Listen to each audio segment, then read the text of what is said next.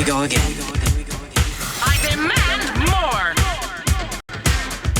I want it, I need it, and I'm gonna have it.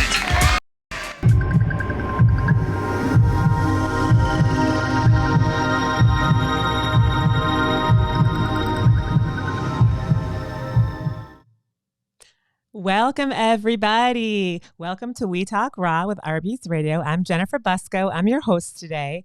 And I just want to share how much I love how this show happened today and how sort of divine the universe is that I happened to see our lovely guest here speak at an event a couple months ago.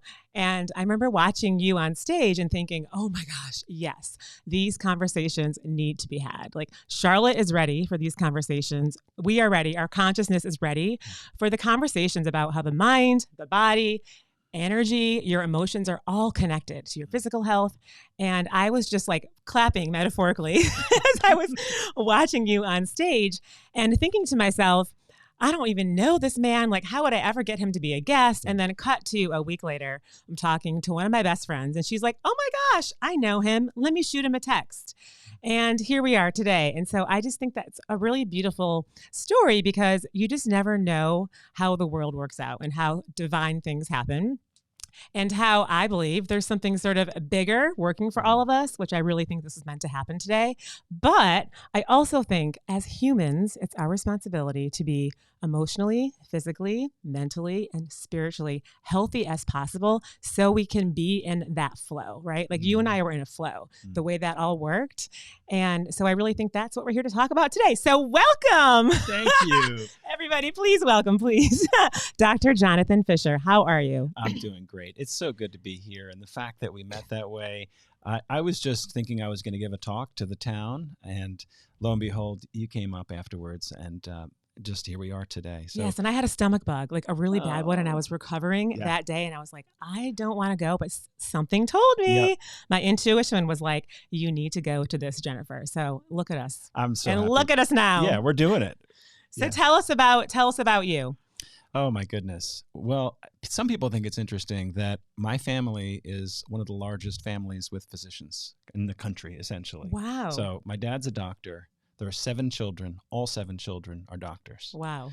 And part of that Where do you is- fall in there? I'm at the bottom. Oh, you're the I'm baby? the baby. The baby's the coolest. I'm the baby. I happen to agree. The babies are usually the most open-minded. Interesting. Mhm. Yeah. I'm That's with what you. I find, yeah. So we live in this small suburban town. And my dad moved there in the 1950s and raised this family. And he took my oldest brothers and sisters on house calls. So with the old leather bag, with Oh the my doctor's bag and gosh. the stethoscope in the station wagon. And my oldest brother, Eddie, would get in the back of the car and my sister Laura would get in. I don't think he knew that every one of us would become a doctor one day. So he never tried to force it. It just sort of No, I think happened. they encouraged it. Mom and dad always said, whatever you do it well.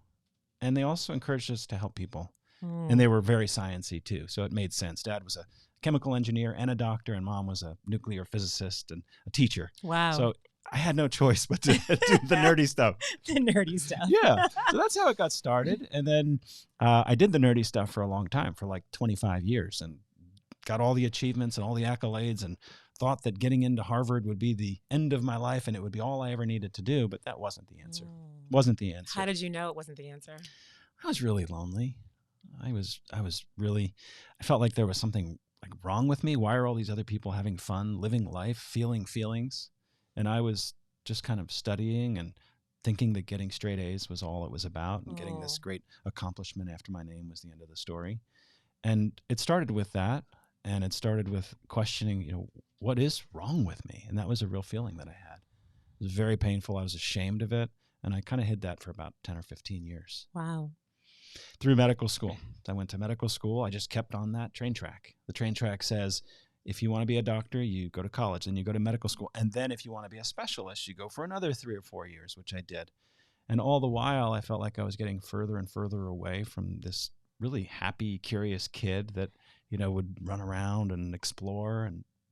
And that just wasn't who I was. So that's how I knew. And so now you are all about mindfulness and you sort of shifted gears from 2 different sides of the brain. Yeah. And so what was that catalyst that sort of made you go from that technical Yeah. scientific side of the brain to a different way of living. The first catalyst was when I was in college, when I didn't know it was depression. I had no idea. I hadn't really heard the term. It wasn't something that we all talked about, 25 or 30 years ago now.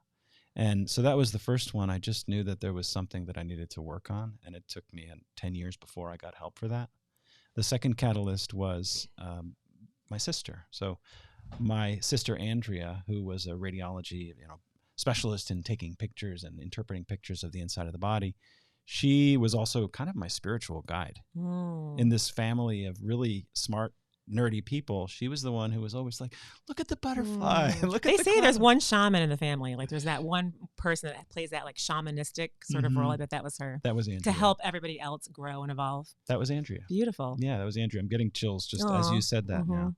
And so Andrea saw that the root of some of my struggles was that I had this really harsh, mean inner critic where I would sort of beat myself up to try to do better and achieve more.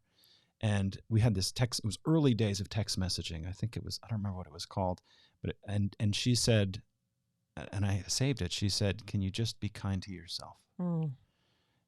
Which was a totally radical concept 25 years ago. Coming from a family of doctors. Yeah, exactly. Achievement. And so she made me pause and think, oh, what does that mean to be kind to yourself? And I realized I wasn't at all. And yet here I am wanting to be a doctor to help other people. And again, we can talk about, well, like, what does it mean to be a doctor? We have this idea, well, it means to read the books, to know what the medicines and the tests are, then to give them to the people and it'll make them better. That ain't what it's about. So I realized that that was missing something. And I wanted to explore what it meant to actually heal. So I had to heal myself. I had to figure out what was going on, which have involved this journey from feeling broken to realizing that I wasn't broken. I was already whole, but I had to shift the way I was thinking about things. So that was one of the catalysts, was when Andrea realized and pointed out that I wasn't kind to myself. And the second catalyst was a few years later when she called me from New York and she said that she wasn't seeing straight. She was in her 40s. She was having blurry vision. And the short version of the story is that she was diagnosed with a brain tumor that no one could take out. So my sister's in her 40s. She has a small child and my spiritual guide. And I knew I was going to lose her within just a few years.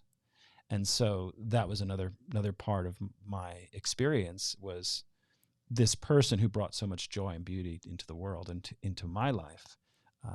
She was my ground in a way. And now the ground was falling out. Well, and you said earlier you weren't really comfortable feeling your feelings, and a loss like that's that large, you have to, right? I mean, you have to feel that grief. Yeah. And feeling the grief, and you hit on it. It's the feeling and the feelings. And I didn't really know how to do that. I mean, I was totally confused when it came to feelings. Like, I thought they were bad. I thought you had to push them away. I thought they were like not as valuable as thoughts and the intellect, right? Makes sense that I would think that thinking would be more important than feeling. And I didn't realize what you just said, which is that grief is something that unless you face it, it can tear your world apart. It does often. And it leaves us with a lot of questions about, will there be life again after this? And how do I find something to stand on, something to hold on to when I felt like I was just the bottom and the floor was dropping out? And so it was a journey through grief. I bought all the books, and it was actually during the grieving period that a really close friend who had just lost her brother recommended a book to me. And it was not a medical textbook, which I was used to. It was a book by a Buddhist nun named Pema Chodron called When Things Fall Apart. Oh, my gosh, yes. Yeah. And so I read that book, and it was in the middle of the book. There was a quote that just stopped me in my tracks. And she said, it was like she was talking to me. She said, your suffering will begin to end when you realize that there's nowhere to hide. And I had been hiding from my suffering. And it just kept finding me. The loneliness, the sadness, the anxiety. And actually, I was kind of mean at times to people. How was your physical health at that time? It was lousy. It was lousy. I don't think I was exercising. I certainly wasn't eating. It was a lot of comfort eating. I didn't have the energy that I do now, or when I was in my triathlon days years later. And it was all connected. It was all connected. One of my favorite quotes about grief, and I'm not sure who said it, is grief is love with nowhere to go. It's like there's just so much love. Grief is love. We're nowhere to go. Like, where do you put this love? And so if you're not feeling that, it's like all this, like, where do I put this? Confusion with your energy. Yeah. I also with grief, and I'm aware of this, part of the grieving process, it felt selfish in a way. She passed away, her family lost her. And yet in my moment of deepest grief, it was all about me and my loss. And so I realized that whether it was around grief or other periods in my life when I was struggling, I had to examine this whole idea that I had built up about who I am and how important I am in the world, as opposed to, what does it even mean to be this person? And so I learned to kind of loosen my grip on all the things that I wanted to keep in my life.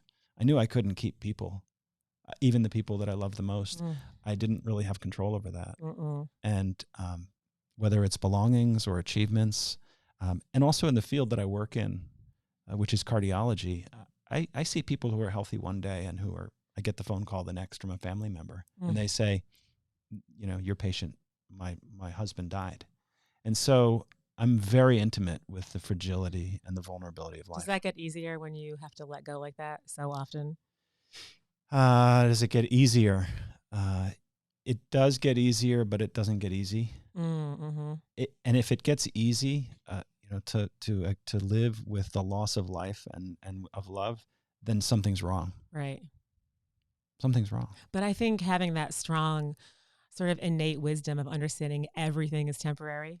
So like in yoga, the Sanskrit word is aparigraha. It's one of my favorite words. It's all about like recognizing like everything is temporary. Yeah. You have to let go. Our bodies is building, everything's going to go at some point. And I think having that really deep awareness of understanding that we're all temporary and everything's temporary, there's more comfort, but I don't think it makes it any easier, if that makes sense. Yeah, it totally does. It totally does. There's so much wisdom in that, in not grasping onto reality as it is. And it brought me a lot of peace in my mind. And anytime now I feel frustrated, and it happens a lot, or if I feel kind of down, I ask myself the question, well, what part of reality am I holding on to? What part of reality do I want to be a different way?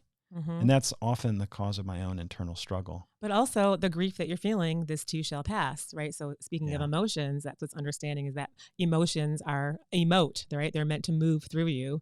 Yeah. And so when you feel those really, really uncomfortable or bad, quote unquote, air quote, bad emotions, that they will move through you. I think that's really it's hard to really feel that though when you're in it. It's so hard. It is. I like that you brought that up. They will move through you. And for people like me who didn't know that or didn't know how to do it, and for a lot of people, I would say, in more so men than women, maybe in this generation as well, where it's more about technology and less about feeling the feelings. It's more about escaping the feelings and looking to something else, stuffing them down. I don't want people to think that it's just an easy passive thing that, the feelings will come and go. We really have to, give permission for the feelings to be there. If it's a feeling of grief, it's a feeling of insecurity, whatever it is. And it doesn't mean you're bad. It doesn't mean that you're wrong. It just means that you're a human being. And you can feel more than one feeling at a time, I think, too, like relief and sadness at the same time, right? Like a loss of a spouse that's suffering. There's some relief in there, but there's some sadness. I think there's so much gray with that. And I think it's up to our individual experience on what we're feeling and what we need when we're feeling that. Do I need to call a friend and be like outward with what I'm feeling, or do I need to be quiet and reflective by myself? Yeah. So I think all of this work really is about like self-study and knowing what's happening and how to honor that. Well, there's two things that you just said there. The first is like varsity level. I would call that varsity level, to be able to have two feelings at once. Yeah, we have them, but to be aware of them and then to be able to name them. And process them and process them and all that. So we're going varsity. You're going like varsity right away. I'm not saying I'm there necessarily. So, and then I think the second piece that you said is really very wise, which is that anytime we think we're feeling a pure emotion, like I'm so proud right now, there's often a darker emotion that's much deeper than that, and maybe fear And that's why you're proud? Like you have to have the dark for that's the light part of kind it. of thing? Yeah. Interesting. That's part of it. And anytime there's sadness, there is always a glimmer of something else, whether it's joy or relief that someone's suffering is over. Mm. But getting back to grief, it's something that I had to read books on because again, I didn't know what to do with my own feelings. An intuitive person who's comfortable with that, you just know you grieve in your own time. There's no timeline for it. Right. And there's no right way to do it. And there's no right way to experience it. And there's feelings of guilt that come up as well. Mm-hmm. And there's a lot to deal with. And so I kind of realized that I needed to become a scholar, not just in the physical beating heart. I needed to know what was going on with all these emotions because not just affecting me, but I was seeing 2,000 to 3,000 patients a year in my clinic and in the hospital. Mm-hmm. I'd say a good 60 or 70% of them, they were really dealing with emotional issues. Not So just can I physical. interrupt you there? Yeah. So when I saw you speak at the Beckler, Yeah. I've told the story a million times, the opening story. Can you share that here with the woman? Yeah. That was just so powerful. Yeah. It was one night when I was on call, doctors, some of us, when you get called at 2 a.m, you're fast asleep in bed. You've got to get up and say goodbye to your loved one and get on the highway. And so that's what I did. They explained that there was a young woman who was in her 40s, really no other medical problems. She didn't smoke. She didn't have diabetes. She was exercising. She was healthy. All the stuff was right. But they said she came in with all the signs of a heart attack. Mm. And I kind of knew that something didn't fit here because a typical heart attack is a blockage in an artery from cholesterol and inflammation and all that. And so when I talked to her, it certainly looked like one, and we were going to need to do an emergency procedure. I just asked her about, is there any stress going on? Is there anything unusual happening? And she explained to me that her daughter had just been admitted to rehab for a drug abuse issue. And she started to cry at that moment as she's explaining to me everything that's going on.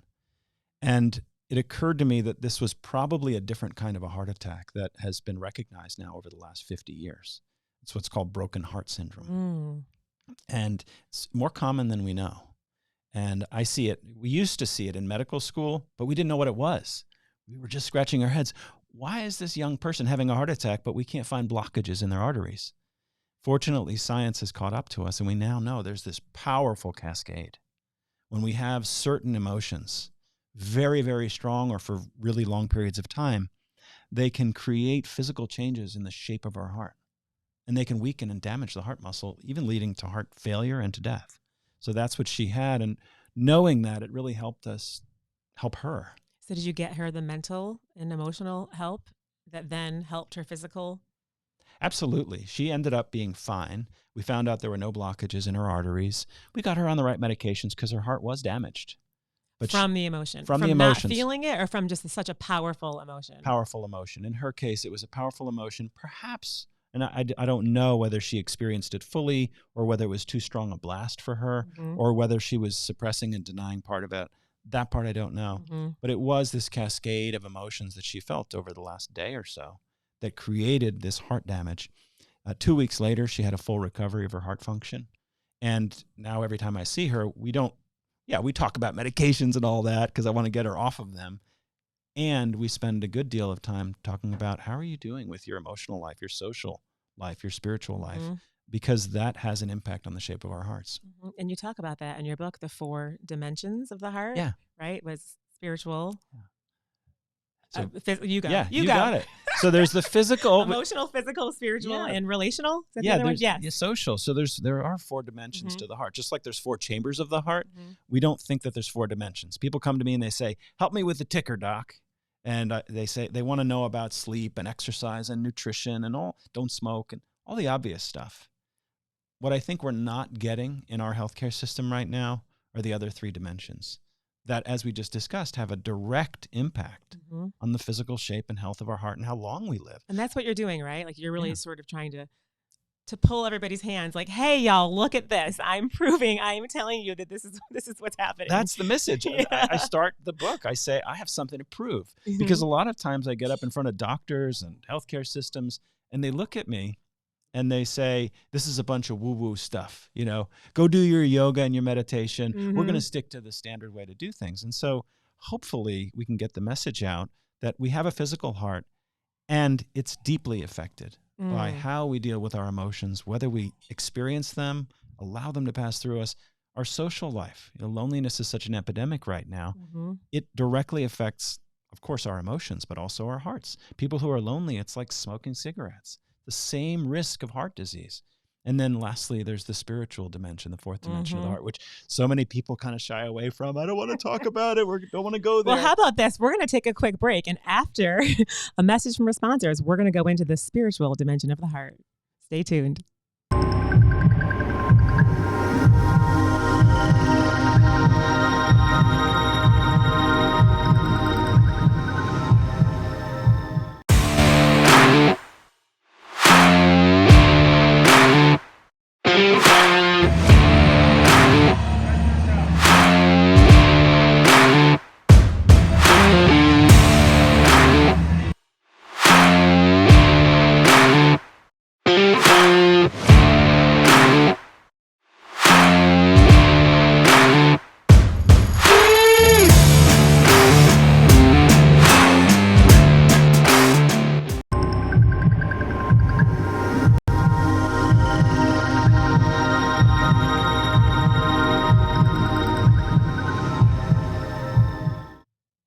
And we are back. So being a healer myself, one of my favorite topics right now is going to be talk about the spiritual dimension of the heart. So continue, please. The spiritual dimension of the heart. Even just hearing that word, I can already hear some of the scientists or the doctors like shutting off their radios and turning it. Don't turn it off. And that's sort of how I was as well. I really poo-pooed it for a while there because you can open up any textbook of medicine. There's nearly 100,000 medical doctors that are reading, and they don't read anything about the spiritual dimension of the heart. Very uneasy talking about it. And I love what you said at the Beckler, and I think you say it in your book. It's just spirituality is just believing in something bigger. Yeah. My words, not yours, something like that. And I think that's just so inclusive. It doesn't matter what you believe in. You can believe in that tree out there. You can believe in an organized religion, but just believing in something bigger, you're spiritual. Exactly. You're a part of something. I think we all need to feel that. That's exactly the definition. That I didn't come up with that. There's a national organization of palliative care. So taking care of people with death and dying, and they need to talk about spirituality. And it's very clear. We don't mean religion. We're not talking about a certain religion or going to a certain place or a certain leader. That's not what spirituality is. In fact, some religions don't even share or bring about spirituality. It can be more sort of technical. It can get you away from that. What I'm talking about, just like you said, it's going beyond ourselves, that narrow sense of identity and ego that we all carry around, whether we know it or not. We're human. That's part of us. Yeah. And connecting with something that has much more significance than ourselves, whether that's nature or a God or a being or just life. A feeling, or an energy. or The universe. Yeah. The energy of the universe. Exactly. So it's a sense of awe. You see the night sky and you see the constellation Orion in the sky and you have this sense of like, wow, been there for millions of years. That could be spirituality. I agree. And sometimes that's where I have a little bit of a problem with like the whole manifesting sort of, stuff that you see on Instagram and TikTok. Like, just think of this, visualize this, it's going to happen. And I think to myself, who do we think we are? Like there's also, it's a partnership. There's something, in my opinion, something bigger out there that's ultimately probably going to decide if you get that red Corvette that you're trying to manifest. Yes. If it's for your greater good. Absolutely. The universe has been around for 13 billion years. And I'm 47. I don't know that much. Yeah.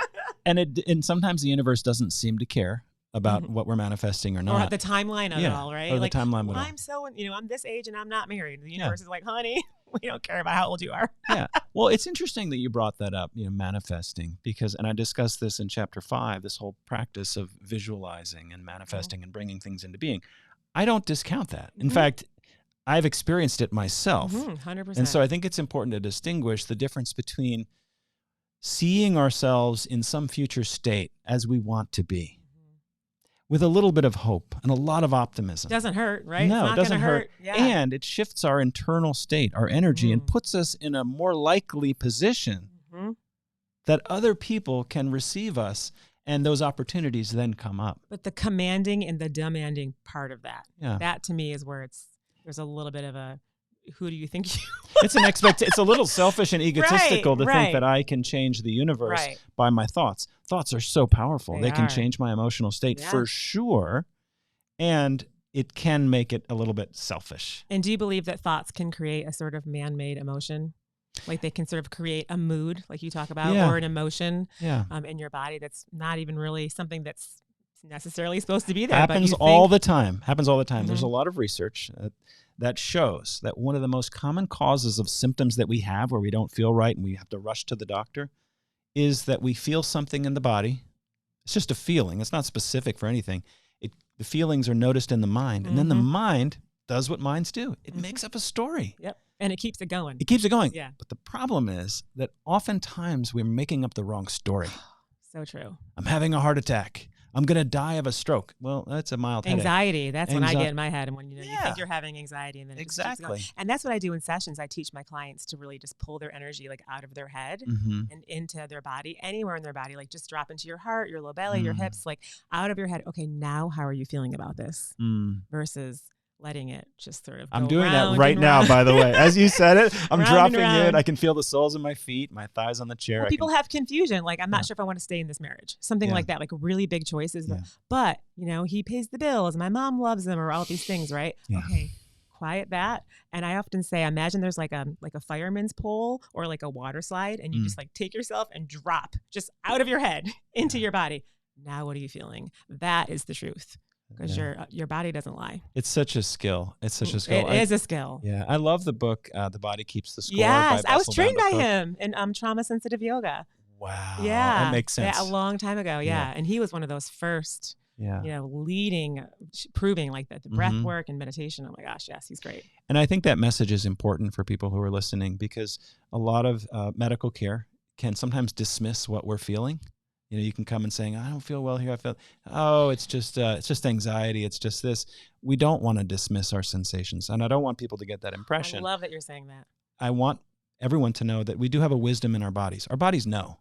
Now, we may not always interpret it right, but the signal is there. And we should never ignore whatever signals are coming from our body. They're essentially asking for some kind of help. 100%. And what I always preach is the mind can lie, but the body doesn't. The mind can lie. You can create these thoughts like you're having a heart attack or you're not having a heart attack. But the body, those little feelings, that's your internal guidance system for something, right? There's some sort of communication from your body or an awareness that something's happening and that you should hopefully respond to it or honor it. That's our intuition. But, and I don't like to use the word but. Please do. You can do it. But at least I know many children of this generation are taught to ignore their intuition. You know, people say, well, I'm feeling this way, or I'm sad, or I'm this. And a lot of times we give the message to the kids, no, you should get over that, suck it up, and just put on a happy face. Go on with what you're doing. You know, focus on the task. And so I think there's a risk there that we're shutting off that intuition that you're talking about at a young age. And at least for me, I had to relearn it. And for me, I didn't even learn it through meditation and mindfulness, which I've done for 10,000 hours. It was more through yoga. Like the physical practice of yoga, that I needed that practice in order to get in touch with all the aspects of my body that I had forgotten a long time ago. And my goal was to just be a happy person and to live well again. And I didn't even realize that in order to do that, I had to feel things. And tune in to you. And tune in and to feel things in my body. Because we're all stuck, at least me, stuck up here. And a lot of the people I deal with, you know, and help out and patients, a lot of them, it's like you said, it's stuck up here and the mind is telling us stories. We have to go back into the bodies, feel the pain, feel the suffering, work through it, and learn to tap into the joy that's experienced when we're in love, when we see that beautiful constellation in the sky. And I think that's why I'm so happy that you're here, because anyone that I know that's in the medical field, they're all very brainy. And so you're just such a breath of fresh air that you're coming from both sides of the spectrum here. But my question to you would be, how would you describe intuition, and how do you feel like it is felt in the body? Because I have my own opinions on that. I would say that intuition is a wisdom that we all have that is not the traditional wisdom of the brain or of the mind. You know, when you ask people, what is intuition? It's just a feeling that I have, a kind of a gut feeling is what most people say. So for me, and I speak about this in the chapter on wisdom, there is a connection between our mind and our gut, and there's a strong connection between the mind and the heart. That's what this book is all about.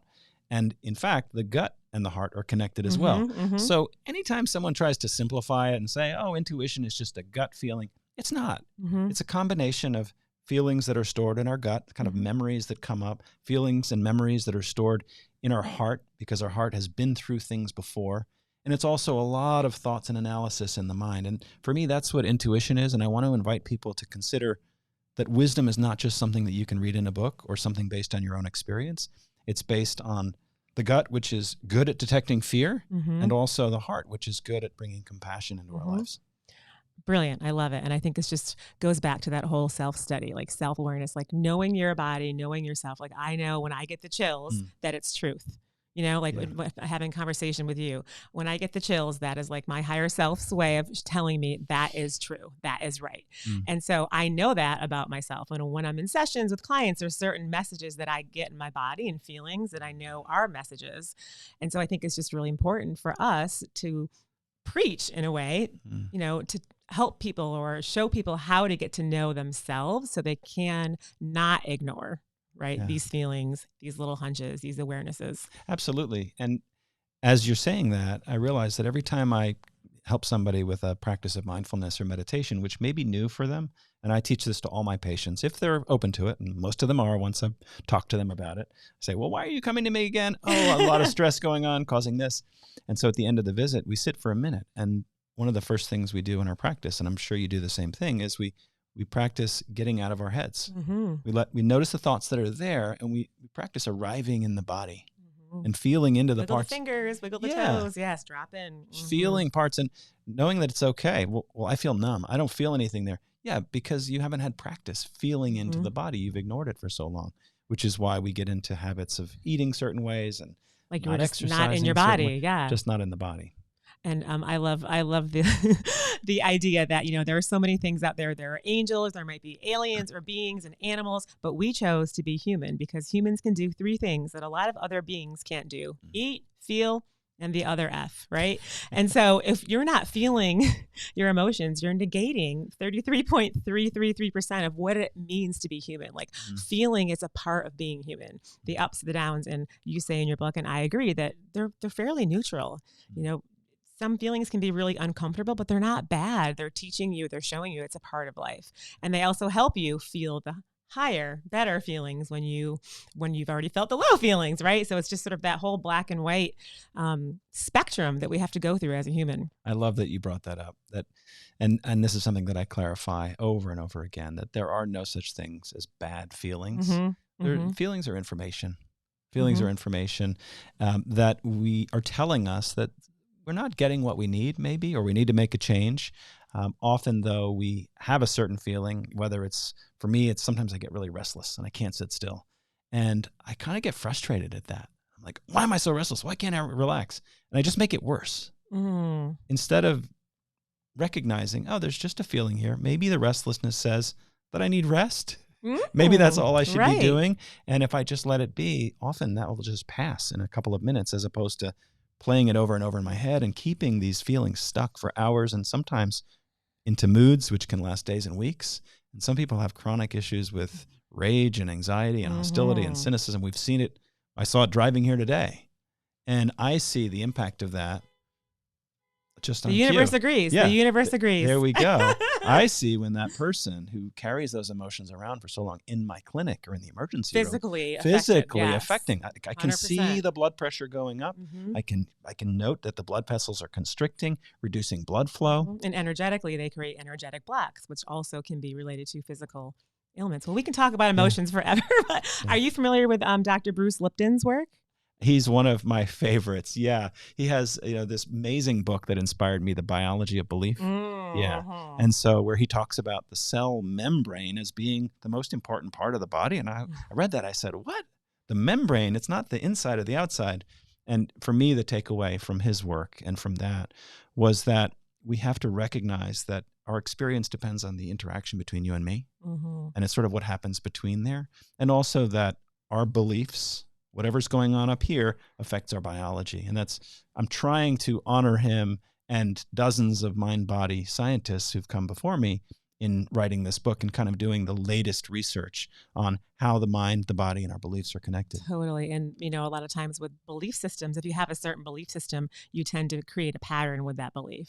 Like love is, someone that's going to shut down on me, right? Because you have that belief from a child or whatever it is. And that's a lot of the work that I do is trying to grow up those beliefs for people to sort of shift the perspective so they're not recreating that same pattern. 'Cause that can be a prison sentence.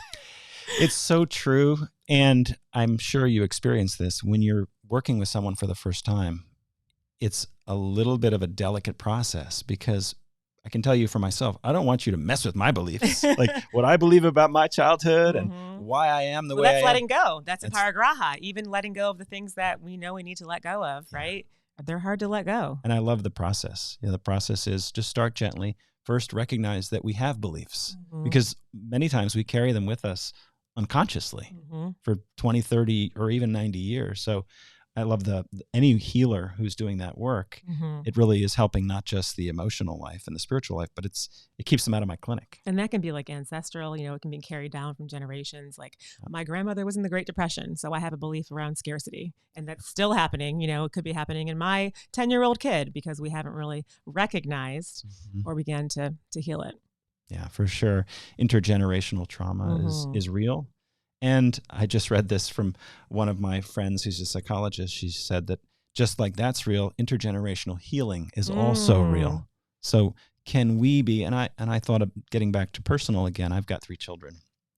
And there was some time when I was just after getting married and before we had kids, I realized that unless I worked on some of these anxieties and the depression and my habits of shutting myself off when I feel down, unless I worked on that was going to set an example for my children. 100%. And I was going to replay this pattern over and over, and then they would take it with them. That's what I say. I'm like, it stops here. That's what I always say. Like, I'm going to have it stop here. It's not going to my children, my one kid. Yeah. So how did you do the work? The work started by reading that book by Pema Chodron, which was just to get an idea that I was not my thoughts and that I was practicing escaping my thoughts and my suffering and all this and making it okay for me to feel whatever feelings, taking Andrea's message of adding some kindness on top of that, not judging whatever I was feeling. And then I did what any sort of good high achiever does. I went on retreats. So I signed up for multiple retreats. Like healing retreats? Like or what healing sort of retreats, exactly. So my first one was at the Kripalu Center in Massachusetts. That's where my training was. With Bessel. So it's such a beautiful place. So great. My first retreat there was with Stephen Cope, who was their medical director, who's written books about the connection of yoga and the body. And that really opened my eyes as I started to get in touch with my physical body. I'll never forget this. It was almost 12 years ago. I was on retreat with him, and he was guiding us, and we were in Shavasana, the final resting pose. Here I am, this cardiologist who's like got all this undealt with stuff, and I'm lying there, and I start to notice a tightness in my throat. And this is going to sound crazy. And then I felt like some tears building up, and I started to cry. And out of nowhere. And I started to feel this releasing feeling in my throat, which happens to be one of the chakras in the body. And he was teaching us all about that. And I realized that for me, part of the constriction that I had there and the sadness was that I really wasn't listened to when I was a kid. And I was never encouraged to have a voice. I was always, sometimes I still am, if you ask my wife, kind of the shy one in the corner. It may not seem that way, that I'm comfortable speaking with you. That's taken a lot of work to recognize where I had closed myself off. For me, it was just self-expression, authenticity. That was the beginning of the work. And then I went to Oxford in England to learn how to teach other people this practice of mindfulness, which I had practiced on my own for 10 years. I love, and you do that? And I do that. And I realized that in my healthcare system, we could start to make some changes. So I pitched an idea 7 or 8 years ago to our healthcare system that maybe some of our nurses and doctors could benefit from this. Maybe some of our patients could. And now Are you hiring? Well, we'll talk later. And then now, 5-6 years later, I got off our monthly call yesterday where I have a whole year-long course where every month I have hundreds of our team members from across the state, 38,000 employees on the call. And our head psychologist and I guide them through practices of mindfulness. Yesterday, we did a visualization practice on the practice of savoring and awe and bringing these feelings into the body. Wow, that's fantastic. So are you received well with the the doctors that are really up in their We're getting your there. doctor buddies when you're having a beer? Are you talking about like meditating? No, I used to They're like, care. go Bills, go Bears. You know what? I have had people say you should study sports a little bit more. But I was like, who's Caitlin Clark? No, I know. And so, I was in a place before where I was really nervous about that. And I was nervous. Well, what are people going to think about me? Because this is a bit out there. It's courageous. It's you have to have courage to do this. And that was it. You're going outside the envelope. I needed to You're develop pushing the courage. envelope, going outside the box. You're doing all the things. I needed to develop courage. I didn't have courage. Mm-hmm. I was afraid to put myself out there. Well, what are they going to think of me? What are they going to think? Especially, what are my own colleagues going to think about me as a heart doctor who went to Harvard, now is talking about all this mind-body stuff. Like you're a big softy, right? Or exactly. Something? Yeah, you're not a real doctor. You're kind of a hack. This is made-up stuff. And again, coming back to the beginning of the book, I have something to prove to our healthcare system, to our world, that if we don't recognize the connection between our physical and emotional health, we're not going to get better. And that's why I'm so happy that you're here, because I feel like you're part of that bridge. You're on the bridge, of like helping bridge that gap between the two worlds, which I just think is brilliant. So do you want to talk about your upcoming book? Tell us about it, which I've already read. Oh, yeah. So I just released it today, actually. And this is the first Cue conversation. Woo! Just released today on Amazon, and it's basically free for the first couple of weeks to get the message out there, because it's not about making money or making profits. It's really about shifting the way we think about ourselves and our health. And so the book is called Just One Heart, A Cardiologist's Guide to Healing, Health, and Happiness. And why all three? That seems like a lot. And actually, one of my 25 beta readers, these are the people who read the book over the last 2 years to help me get it in good shape. She said to me, Jonathan, it's really good. The only problem is it's not a book. It's 3 books. She said, you're covering so much information here. And I just realized I wasn't going to have the energy to write another book for a while, so I put it all in there. And so it's really a way of people, it's kind of a roadmap for people to understand how their own minds and hearts are connected, and talking about using this idea of the heart's dimensions, thinking about our emotional heart, thinking about, well, how healthy is my social heart? Going home at the end of the day today and saying, did I have one good conversation like we're having here? Did I yell at someone? What's the quality of my social heart? Am I lonely? Without judgment, noticing if I'm lonely or if I feel connected. If that's important to you, and hopefully it is important to people, we now know that the number one predictor of how long we live is how connected we are socially. And for introverts like me, don't worry. It doesn't mean you have to have 1 million friends. Right. You can have just one good friend. And that one good friend should start by being yourself. And so I go into the book about this practice of self-compassion. And so that's what the book is about. It's about the 4 dimensions of the heart. And really, how do we develop those 4 dimensions? The whole second part of the book are called the 7 timeless traits of the heart. And I go back through 3,000 years of history, and I study ancient China and ancient Egypt and all these cultures, and look at how each of them believed in the power of the human heart. And they all believe that the heart is the center of our humanity. It's not the brain. The brain can lie to us. The heart doesn't lie. And so these 7 timeless traits of the heart, each chapter is a different trait, and I help people develop them. And I had to develop each 7 of these in order for me to be here talking to you today, and not the old kind of really anxious, depressed, avoidant, isolated person who was physically unwell as well. So what advice would you give to a viewer watching that sort of is feeling kind of humdrum and depressed? Like, what would be their first step? Yeah, the old me would say, well, meditate or Retreat. have your book, go on a retreat. That again, retreat is maybe the next level. I would say, I would say the answer is a retreat, but not the kind where you have to go away for a weekend. All it takes is 3 seconds to take a retreat.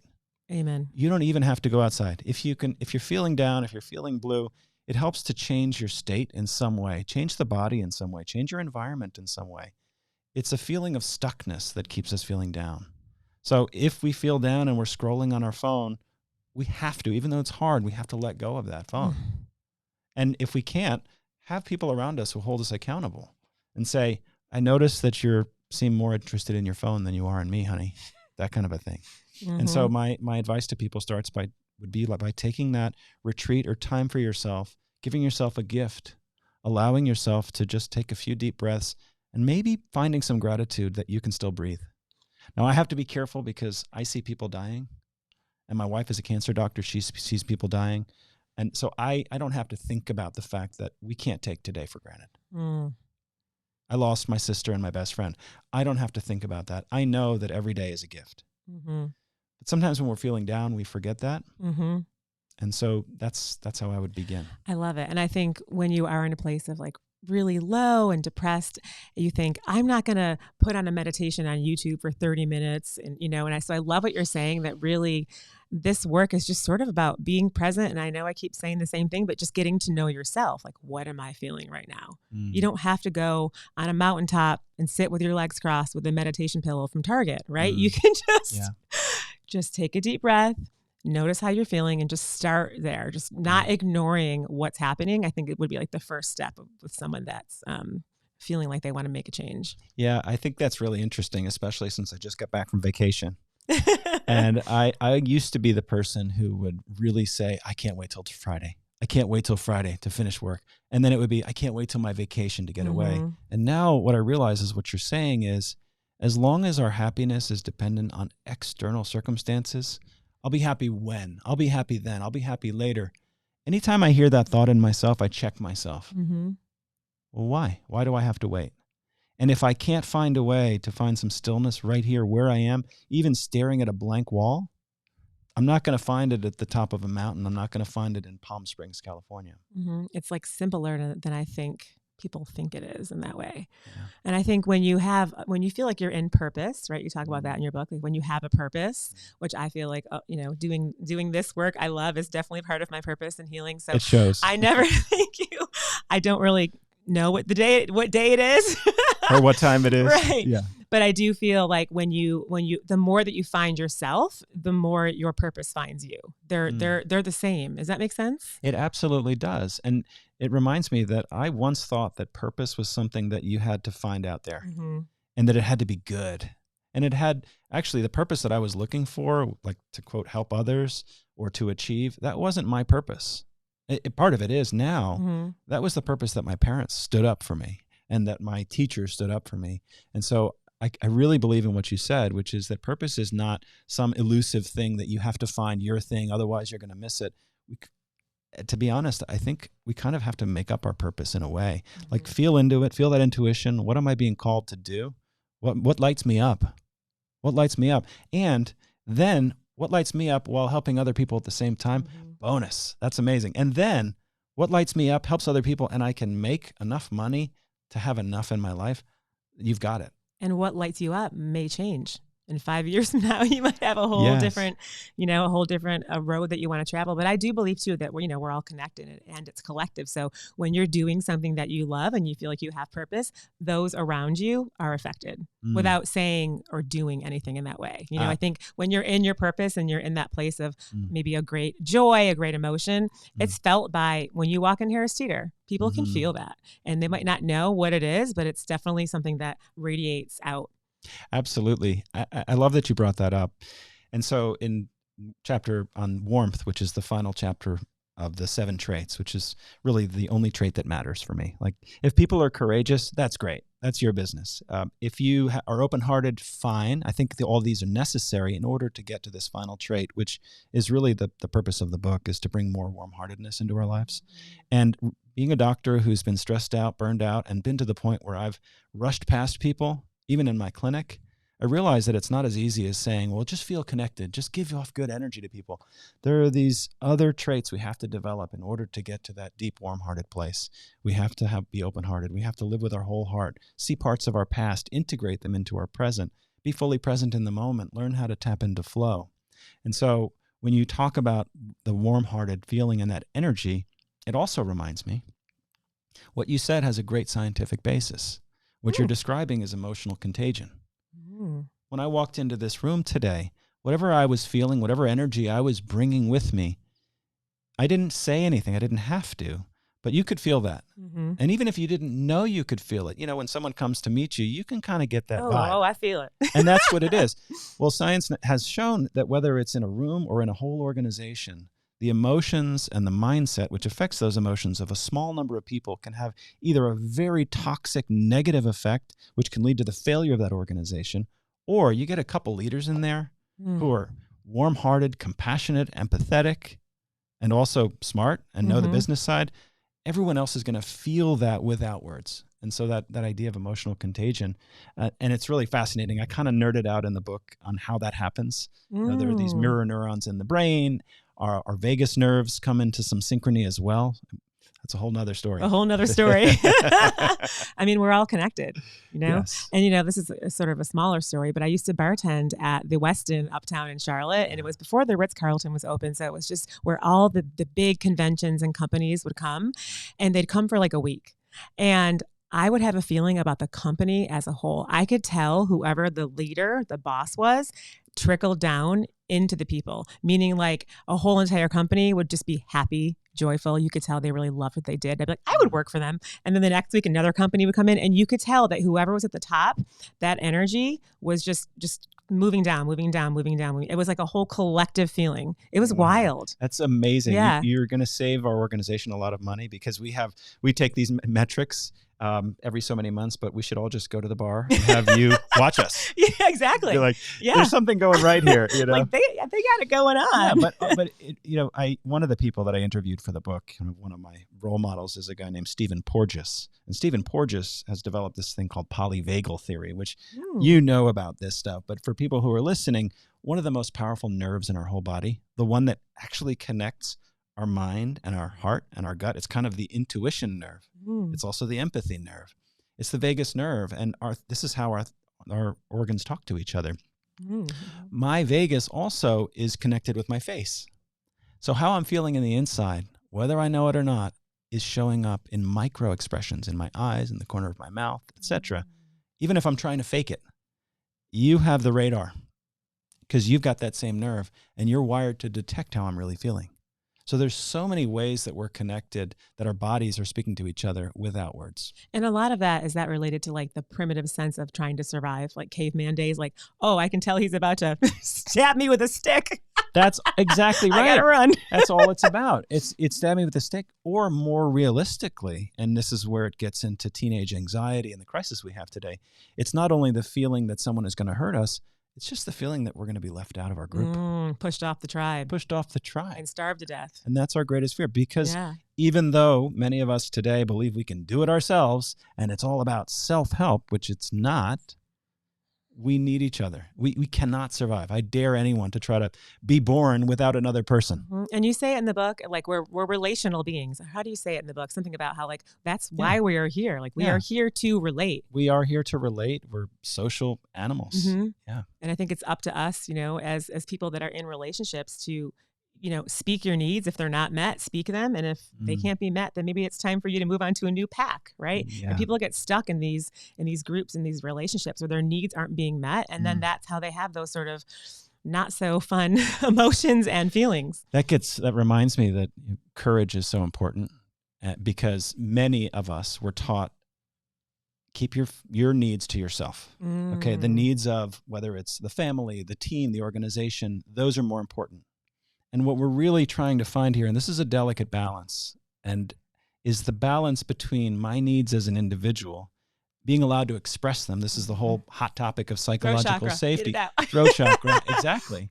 And when we're taught that our feelings are not valid, our needs are not important, we don't know how to live authentically. We don't even know what we want, what movies we like, what foods we want, because we're taught that the group is more important. And I think for me, part of the work that I'm doing is, when I'm working with individuals or with organizations, is to realize that both are necessary.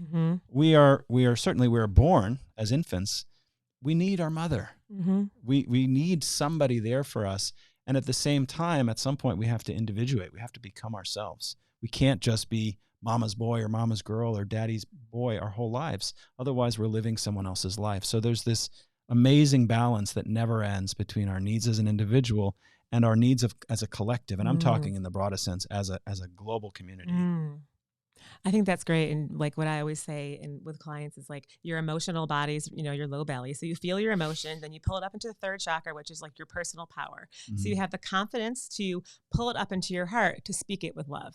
So it's like just right. So if you're speaking what you feel with confidence through your heart, and with love, a lot of times it's received much better than all Yes. the other the other way that, I love things can that. be received. I love that. And what I also like about that is that you're bringing, I initially, when I was learning to communicate, I thought it was all about being nice and, being kind and looking, not offending people kind of a thing. But there was a lot of fear. And what you're saying is bringing both the kindness and the courage together. Yes. And then through the heart. Yes. Yes. I love that. Mm-hmm. Well, that was great. Sold.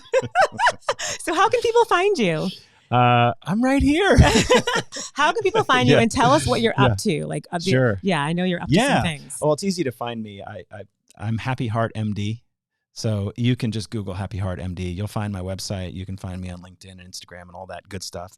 And the book is called Just One Heart. So if you look up justoneheartbook.com, you'll find it, or go to Amazon. It's really easy to find me. What I'm up to now, aside from getting the message out that we all share just one heart, both internally within ourselves, our mind and body are connected, and between each other, our hearts need each other. So that's really where I'm at right now. And I'm doing that on a book tour, and I'm also doing it within my organization, which is a large healthcare system, trying to help support the people who are caring for others. Because we're in trouble as a country and as patients if our doctors and our nurses continue to burn out at a rate of 50%. I'm deeply passionate about that. So I also have another organization, Ending Clinician Burnout. It's a global community. And 3 years ago, I hosted a summit. I interviewed Arianna Huffington and 83 other leaders over 3 days. We had 1,000 people from 43 countries within healthcare trying to fix the system because it needs fixing right now. And so I'm hoping to bring the message of compassion to our healthcare system as well. Wow, that's amazing. And do you find when you are coming from a place of, the heart space in your work, do you find that you're more energized or depleted? It's interesting because anger can energize for sure. Oh, totally. Frustration It can be energize empowering, for yes. sure. So I think they're both energizing, but one of them is sustainable and uplifting and one of them is not. And so for me, I want to live, and this is the second to last chapter. It's called, we all know people who are lighthearted. You're somebody who's lighthearted. We all know people who are not, who are heavy-hearted. Heavy. And we're all can be surrounded by the same stuff in the world. And I wanted to be someone who lived with a lighter heart. And so there's a whole chapter on lightheartedness. And I find that those emotions that you're describing, the warmth and the kindness, they lighten the heart. They expand the heart. They open the heart.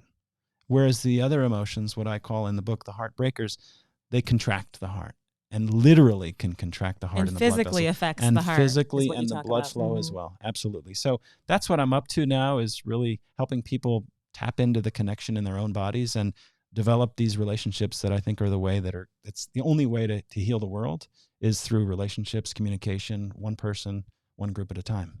I love it.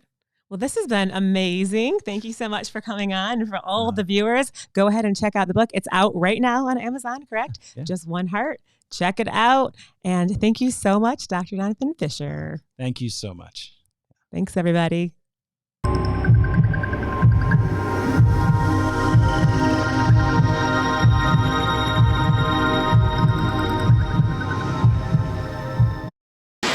we go again. I demand more. I want it.